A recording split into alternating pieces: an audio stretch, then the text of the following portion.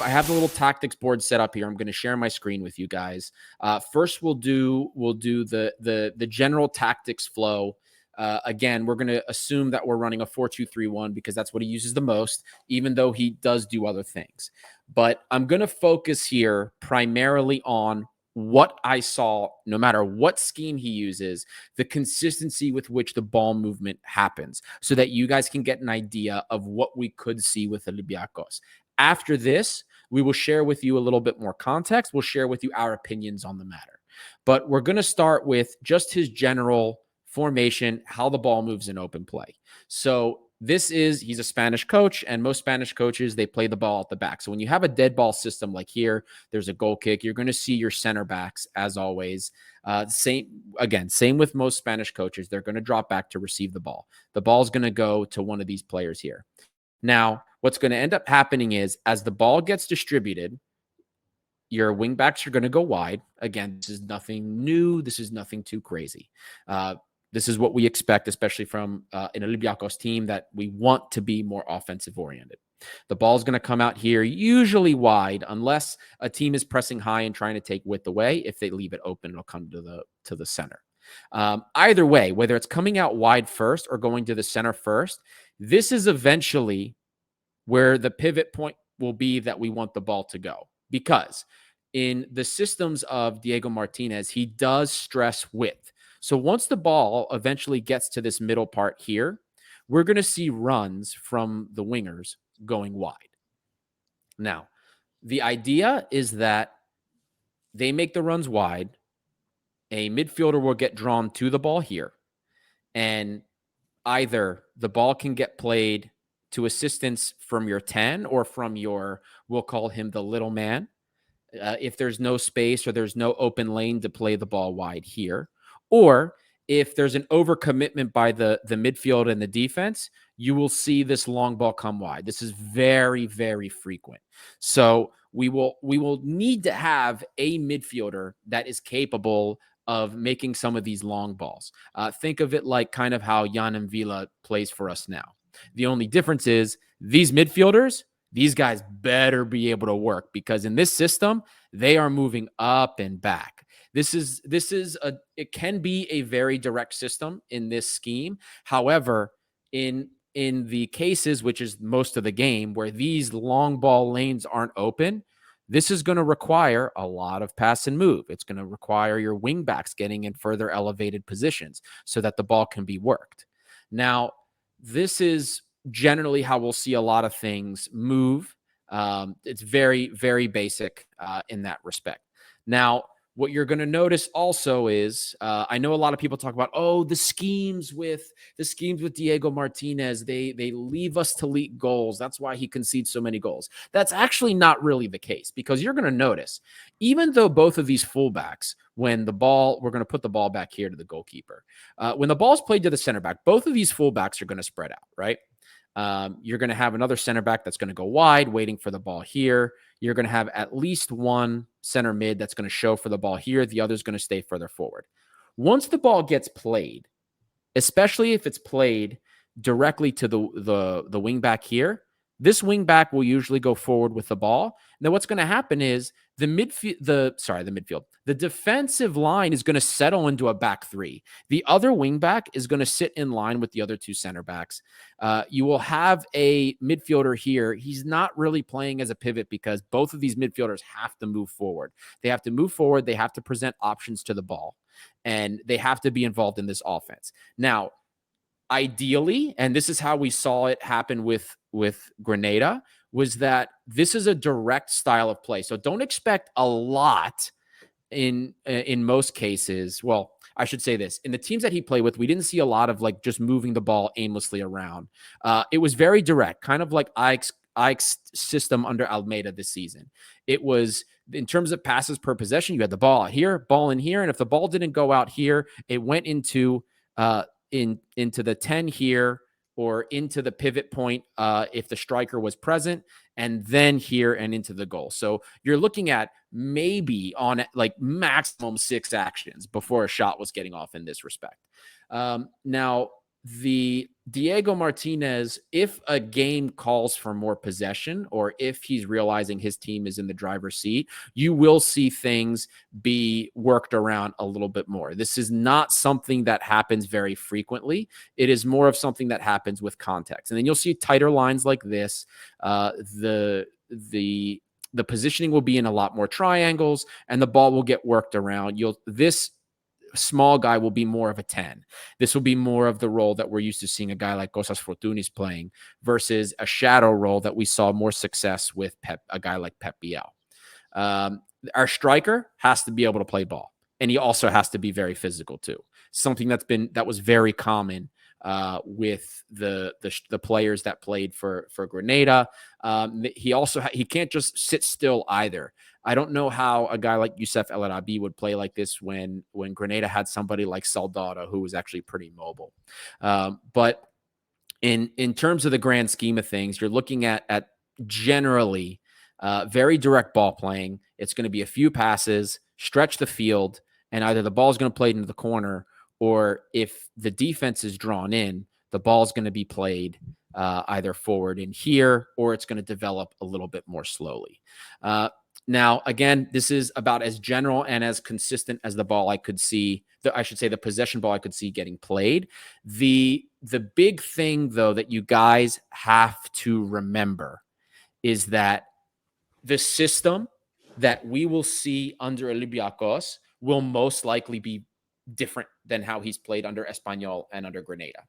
We know, based on some of the games that he played with Grenada, that we can play possession ball, move the ball around very well. We can also play very direct.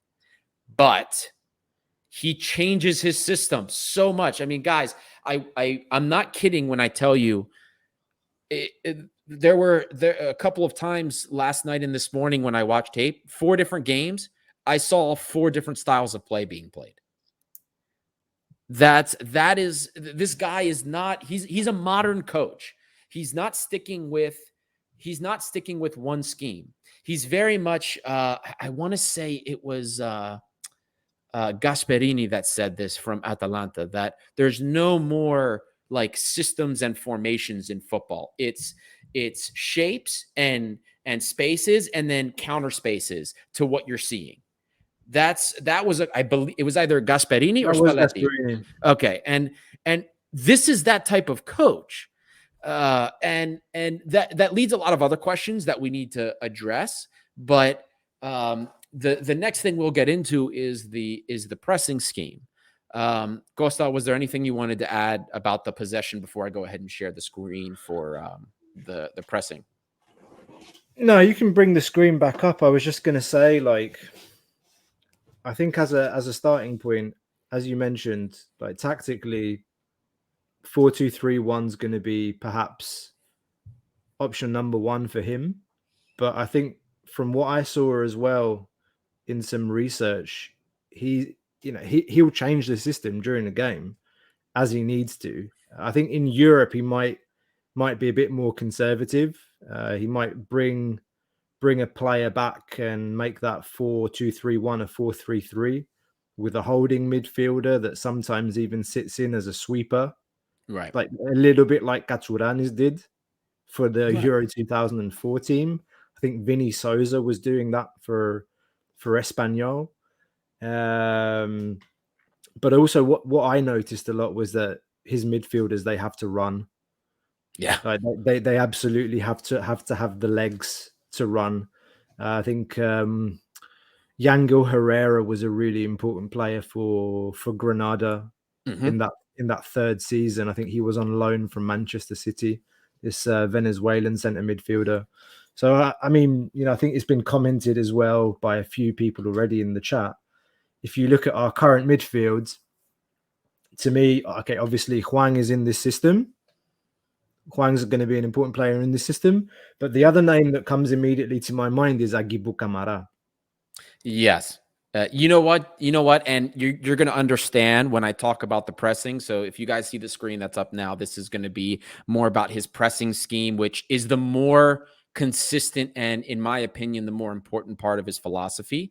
Because even though most Spanish coaches I think it's fair to say maybe it's a little bit of a stereotype, but a lot of them you can classify them as the more we have the possession, the less likely other teams are to score. It Ari, doesn't. Yes. can I ask you a question? Like Go ahead. something else that I noticed from Granada. He had Antonio Puertas playing on the right. He's a left-footed winger that likes to cut in from the right-hand side. Yep. Did you notice? I mean, you talked about width, and how his wingers like to play on the touchline and give options to the shadow striker or the 10, and either give an option to the centre midfielder to play it in, play it back, play it out to the wing. So my question is, did you notice any trend in which he likes to play with two different wingers, one that likes to cut inside and give space to the wing backs, and then on the other hand have someone a bit more direct that would run down the line? Is that a trend in all his teams, or was that just Granada? It was not. Look, for me, and again, my it's not like I watched dozens and dozens of hours of tape. I watched a few hours of tape. So it's hard for me to determine a real pattern. For me, the decision that I noticed, whether he was going to use more of a direct winger or more of an out and out winger, all of it came down to context and the type of team he was playing against. So in games where he was playing deeper and relying more on the counter, we saw a lot more of I'll say like inverted play from a winger, right? So you saw this against Barcelona, you saw this against Atletico Madrid, you saw this against Real Madrid. Big teams, we saw a lot of that. So I viewed it more as a contextual thing and less of a consistency type of thing. But in most, here's the thing though, in a lot of these games, he like you saw more respect for the opponents, and in that I mean it was more of like a defense first ideology, because let's be honest, the teams that he had, they weren't as good as on paper as a lot of the teams he played against. So it would start out always as like a defense first thing, and then depending how the flow of the game would be, it would change. So in the middle of a game, I mean, you saw this in his results he got with Granada against Real Madrid, against Barcelona, against Atletico Madrid, against Villarreal. You saw things like this when the context is going in his favor. He is an incredible game manager. He'll change things like that, bring people on. Doesn't matter what time of the game it is. He's going to bring people on and make moves, open things up more offensively if it has to. He's very dynamic, very different from what we saw when we were analyzing the shapes of Corberán last year or some of these other coaches. And Costa, real quick, before we get into the pressing, I think this is another good time because a lot of people have come in and out and have been watching this tactic discussion. Guys, if you haven't done so already, hit that like button. Subscribe if you like the content you hear. If you like the analysis that we do this all of the time, whether it's players, whether it's coaches. Give us a follow. Help us grow the red and white community. It costs you nothing. It means a lot to us, and it helps us continue to find even more fans of Olympiacos, fans of the red and white, fans of Ελληνικό ποδόσφαιρο, Greek football. So please hit that button. Help us with the engagement. It boosts the algorithm for us so that we can continue to connect with even more fans. I got a good one. This is a comment for you, Ari. Άρη, πλάκα, δεν μιλάς με Μαρινάκη να πάρεις ένα καλύτερα, είσαι πολύ ωραίος, χωρίς πλάκα, μπράβο σου, είσαι πολύ καλός αναλυτής. Ήθελα να σου το πω, μπράβο στο κανάλι σας, είστε καθένας φοβεροί. Quick translation. George Sakoulas says Ari needs to talk to the chairman. Great analysis. They should hire Ari as an analyst. Congrats to the channel. You guys are all fantastic. Thanks very much, George, for the comment. Show some love. We did this for when Corberán was announced last year. Let's hope it pans out a little bit better. At least this is a summer signing. Let's say this is hopefully the coach for at least the next 2 years, guys. Again, I mentioned earlier, need to be patient, need to give the coach time. Can't just wave a magic wand and fix everything. There's a lot of things that need fixing at the club. At least I think this time round, there are positive signs. There's Gordon, who knows him. Even the head scout, the chief scout, is someone that knows Martinez from their time at Sevilla. There are some rumors as well that I need to address, like Predrag Djordjevic, the legend, the captain. He posted a picture of him alongside the Olympiacos logo the other day, and everything on socials was going a little bit crazy. We don't know anything more at this stage. He posted another picture of his mural at the Karaiskaki Stadium that was wiped away for reasons I'll never understand. Let's not get into that. But yeah, let's be patient. There are some good things here. There are good signs, and yeah, show some love, guys, for all the work being done here, and the tactical masterclass that Ari is putting on. I think it may be even better than that video of the 4-4 game between Villarreal and Granada in their first game in La Liga. Thank you so much, George. I really appreciate it. And everybody that sends me these messages and about the analysis, I really appreciate it. You guys just reaffirm for me and give me the energy to keep wanting to do this. So I really appreciate all the kind words. And I also appreciate discussion. If you disagree with anything I'm saying, just let me know. Guys, there are 59 of you on YouTube right now, and we have 36 likes. For fuck's sake, what's wrong with you? Just click the like button right now. Seriously. Some people are asking, is Iraola, Alex is saying, does Ari agree that Iraola would have been a far better choice? Can Marcelinho go to Olympiacos now? Guys, Marcelinho was never coming to Olympiacos.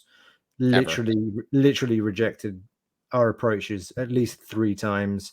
Iraola, the whole Iraola debate is really interesting, because if you look at both of them, actually Martinez has achieved more, but it's Iraola's the one that's on the up, because he had a really good season at Rayo, like this season as well.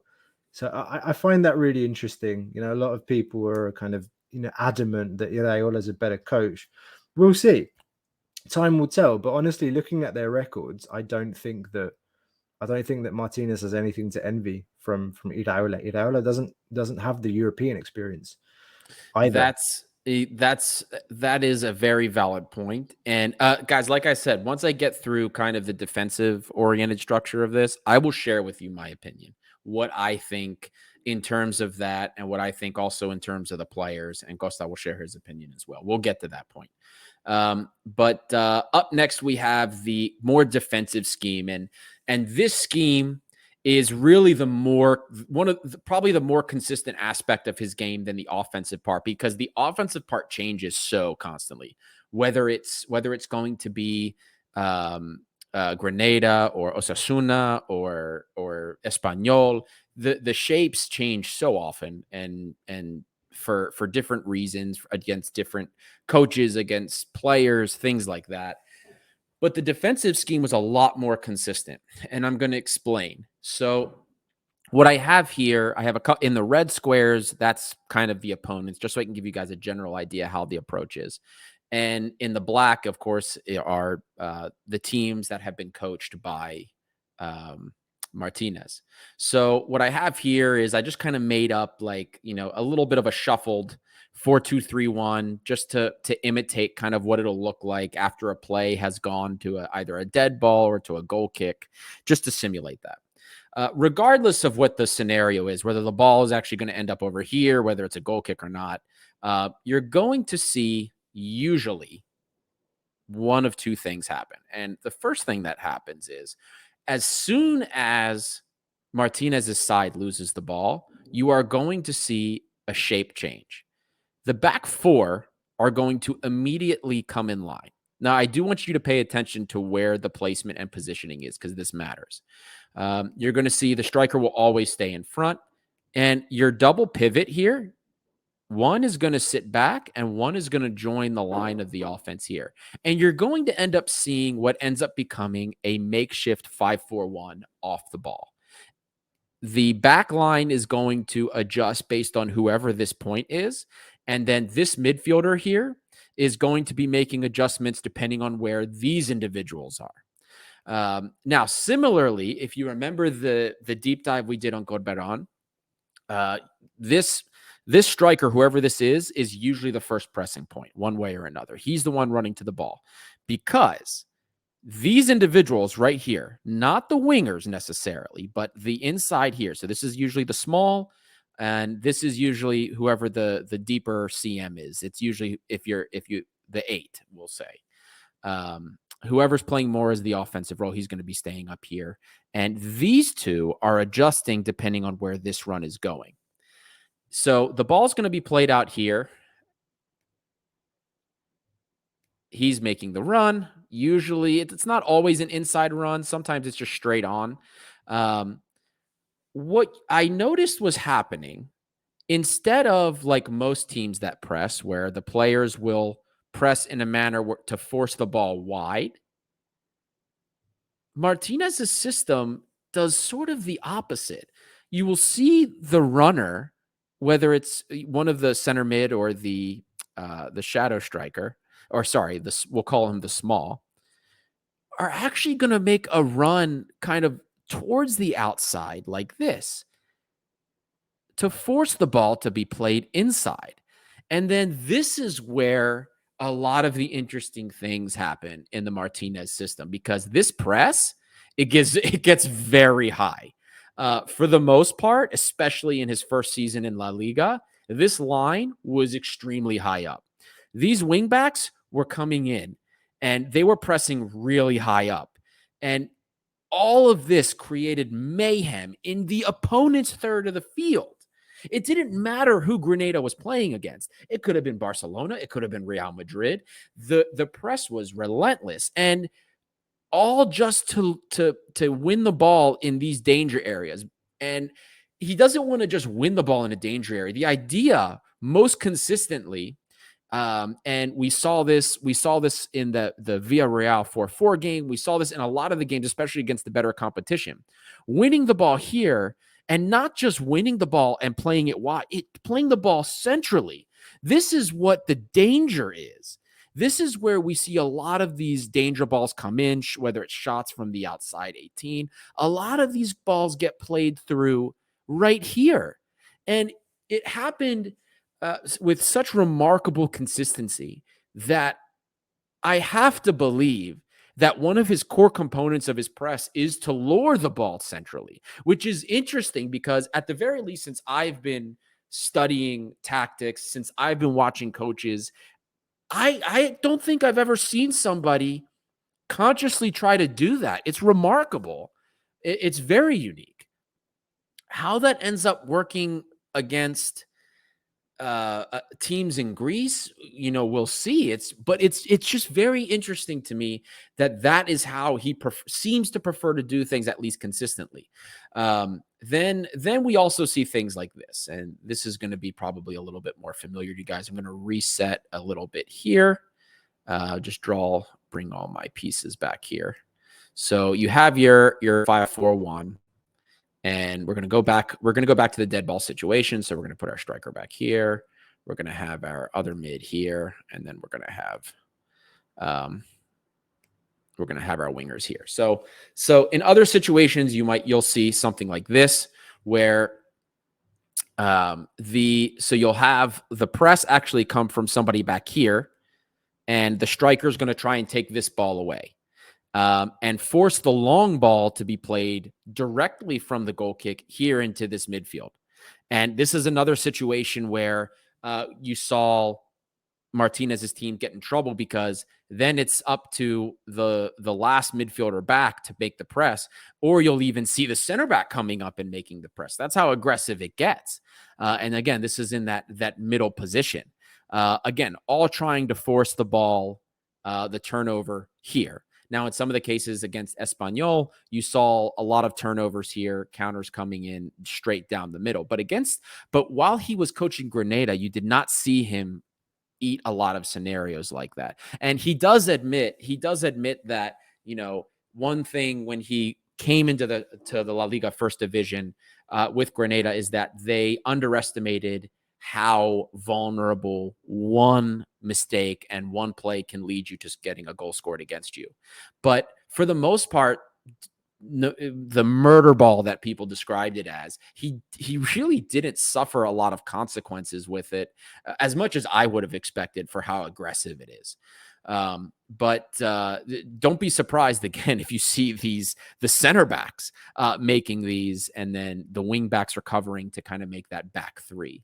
When the ball comes out wide, here I'm going to reset everything back to kind of our makeshift 5-4-1 here. So when if the ball comes out wide, you have your striker here, ball gets played to the center mid. Let's say the wing gets drawn here and the ball comes out wide. This is a spot that a lot of people may expect, okay, if this individual that's out here wide, your winger, overcommits instead of one of these central figures, it leaves you a little bit exposed. Generally, what we see are one or two things that are done to compensate.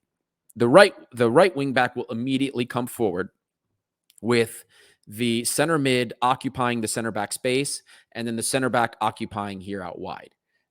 All the while, the entire formation is coming more condensed and coming to the left side here. When you'll notice when Martinez teams don't have the ball, they kind of collapse onto where the ball is. Everybody makes those movements except for this individual. He usually is staying in a space that's open because you always need to have in one outlet, at least, again, based on what I saw in the plays and the defensive schemes that were being run. You want to have always somebody that's an outlet when you turn the ball over, because a lot of these game plans are about winning the ball in these high press situations. So don't be surprised if whoever's playing striker isn't necessarily running box to box and tracking back a ton.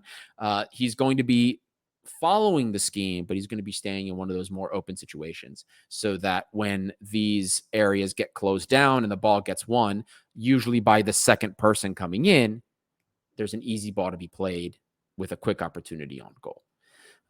So that's generally the scheme of how the defense works in these situations with Martinez. And there's so much context. What I showed you was about as average and as basic as I could make from everything that I saw. But there's so much context. There's so many rules or I should say exceptions to these rules